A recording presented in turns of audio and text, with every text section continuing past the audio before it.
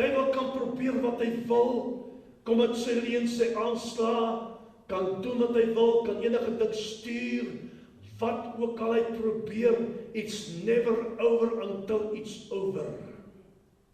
Want God, die Almagtige, die God van Israel, ons God en Vader, het nog die laaste sê oor jou en my lewe.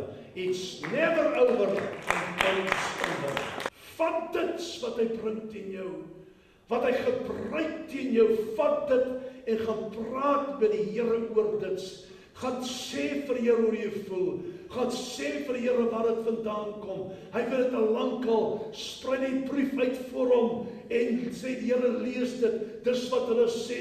Hy toets ons om te kyk wat ek hier gaan doen. Onthou, jy's nie alleen nie. Hy's saam met jou. En solank hy saam met jou is, het hy klaar oorwin en het jy klaar oorwin. Kan jy amen sê vanmôre op dit?